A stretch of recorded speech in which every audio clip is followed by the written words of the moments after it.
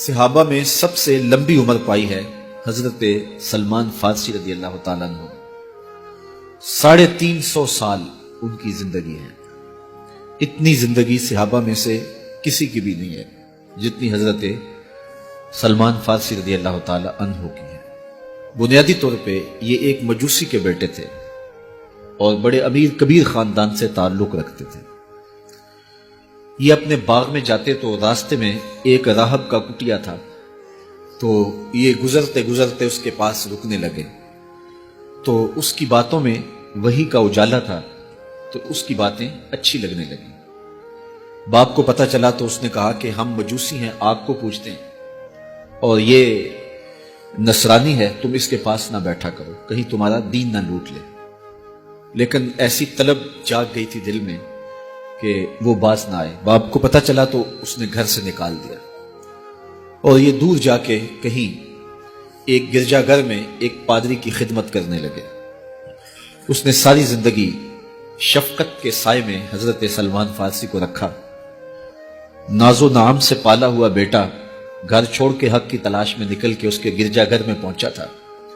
جب اس کا آخری وقت آیا تو اس نے بلایا اور بلا کے کہا کہ میں زندگی کی سانسیں پوری کر چکا ہوں، اب میرے انتقال کے لمحے قریب آ گئے، تو نے بڑی میری خدمت کی ہے، تو میرے بعد تو غموریا چلے جانا، وہاں کا جو راہب ہے فلاں اس کا نام ہے، تو اس کی جا کے خدمت کرنا، تجھے حق مل جائے گا۔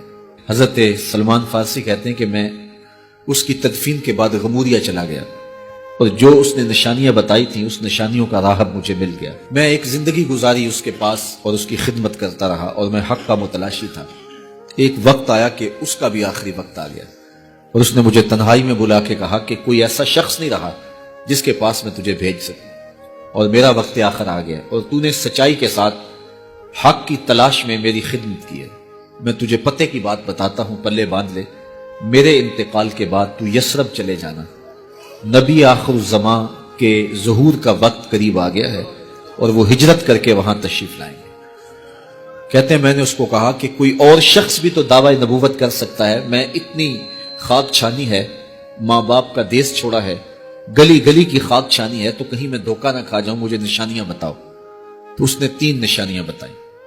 کہا ایک تو صدقہ قبول نہیں کرے گا، دوسرا ہدیہ رد نہیں کرے گا، تیسرا 2 کندھوں کے درمیان مہر نبوت ہوگی۔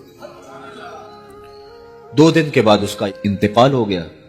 کہتے ہیں میں وہاں سے تدفین کے بعد اٹھا اور یثرب کی جانب روانہ ہوا۔ راستے میں ایک قافلہ تھا اور وہ یثرب ہی جا رہا تھا، تو میں ان کے ساتھ شامل ہو گیا کہ میری منزل بھی وہی ہے، لیکن انہوں نے مجھے اکیلا سمجھ کے پکڑ لیا اور غلام بنا لیا۔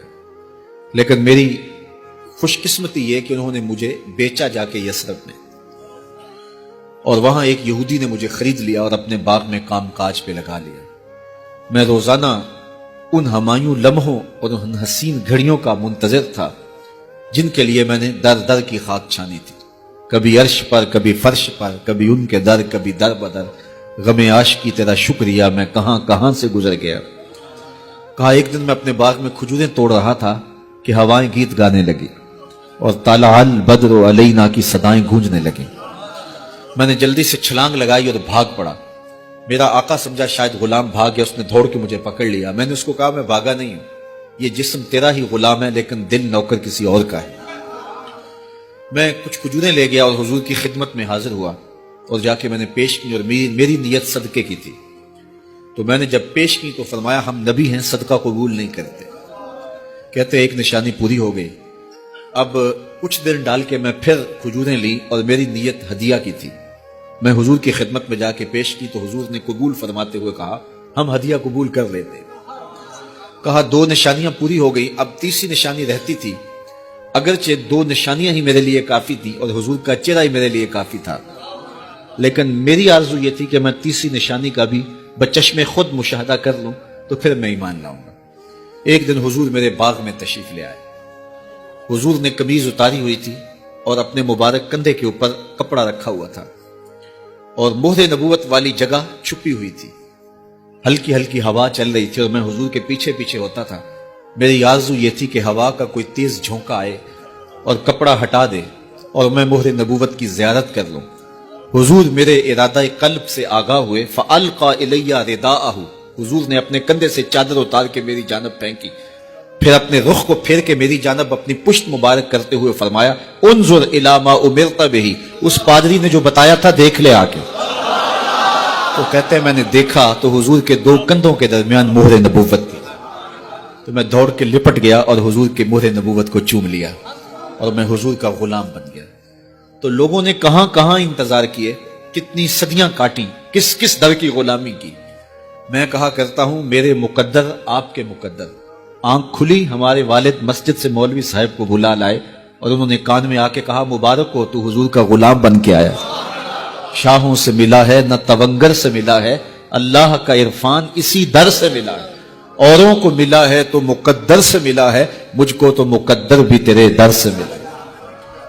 میرے والد گرامی جھوم کے پڑھا کرتے تھے کہ محمد جانے جانا ہے، پیغمبر ہو تو ایسا ہو، محمد جانے جانا ہے، پیغمبر ہو تو ایسا ہو، رسولوں کی بشارت سے مبشر ہو تو ایسا ہو، امر توقیر کا سب کو موقر ہو تو ایسا ہو، کیا ہم کو غلام ان کا مقدر ہو تو ایسا ہو۔